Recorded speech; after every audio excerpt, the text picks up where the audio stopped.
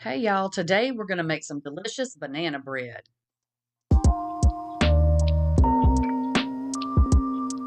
So these are the ingredients that you're going to need. We are going to substitute unsweetened applesauce for the oil that would normally go in this recipe.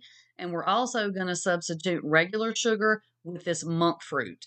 So I don't know if you've ever had monk fruit sweetener at all, but it tastes, y'all, exactly like regular sugar. It's the only sugar substitute that I like. So the first thing that we're going to do is put our bananas into our bowl, and you can use about three if you have like large bananas. I had two big bananas. I made actually two batches of this. You'll see that in a minute. But so I had two in this one, I have two big bananas and two small bananas. So you're just going to get that all mashed up. And then once you get your banana all mashed up, you're going to add 3 tablespoons of that unsweetened applesauce. And y'all, I promise you're not going to miss the oil and you're not going to miss the regular sugar. This stuff is delicious. And unless I tell people that it's low fat or low sugar, they never even know. So once you get your applesauce added, you're going to add a tablespoon of vanilla, and then you're going to juggle an egg like I did right there. And then you're going to add that one egg. Then you're going to get that all mixed up real good. And if you see, like when I went to mixing, my bananas were not quite as ripe as what I normally let them get. I usually let them get a little bit more brown on the outside. So I had some chunks of banana because they were a little bit, a little bit difficult to actually mush when I started mushing them. So if you get to this point and your chunks are too big, just get in there and mash them down and they'll be fine.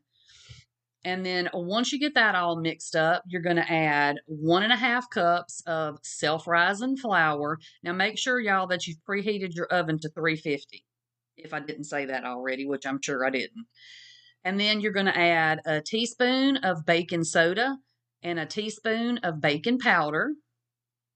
And then you're going to add your sugar. So you're going to do 2 tablespoons of the brown sugar and 3 tablespoons of the white sugar. And then you're just going to mix this up and try not to over mix it if you can help it. Just mix it until you get your ingredients all incorporated, till you get the flour and everything all mixed in. But you don't want to do it, you know, too much if you can help it, because you don't want your bread to be all tough and yucky.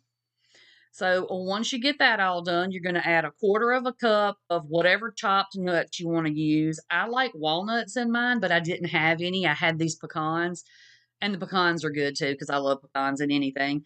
So you just add that 1/4 cup of whatever nuts you're using. And then you're going to get your pan all greased up. And this is just a regular size little loaf pan. I don't know exactly what the dimensions are, but it's just a regular size. It's not like a mini or anything. So you're just going to go ahead and get your batter dumped into your pan, and this just kind of get it, leveled out as much as you can. And then once you get that all leveled out, you're going to put this in the oven on 350 degrees for about 45 to 55 minutes. Just kind of watch it at the 45-minute mark and see, where it's come out to, and then you can just adjust it from there. And then I had enough banana to go ahead and make 2 batches, like I said in the beginning, but I only have one loaf pan, y'all. So I just went ahead and made some banana nut muffins. So I just put them in my little muffin pan. Now, if you do them in the muffin pans, you're only going to cook them for about 30 minutes. So just watch them. Same thing how you cook any kind of muffin. When it comes, if a toothpick comes out clean, then you're good to go. And that's what they look like when they come out, y'all. These things are so good. Now, look, I know they're a little wonky. I didn't get them in there exactly even, but it don't matter. They taste just the same, even though some are big and some are small. But you just put these on a little wire rack and let them cool down, and then you can freeze them if you want to.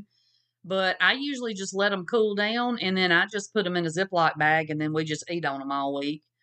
And so this is what the loaf looks like when it comes out. And I did cook mine for about 50 minutes, I believe, on this loaf. And you just pop it out of your pan and look, scorch your hand like I just did. Because, honey, that cake is hot. You hear me? Or that loaf of bread, not the cake. And so I just went ahead and cut y'all a piece off here so you can see what it looks like on the inside. Y'all, this stuff is so dang good. And it's like low calorie and stuff because you didn't put any oil in it and you didn't put any darn sugar in it. So you don't even have to feel guilty when you eat this. And it is so good. Look at all those little pecans in there. Y'all, this stuff is delicious. I'm telling you, you have got to try this recipe. It's so, so, so simple and healthy.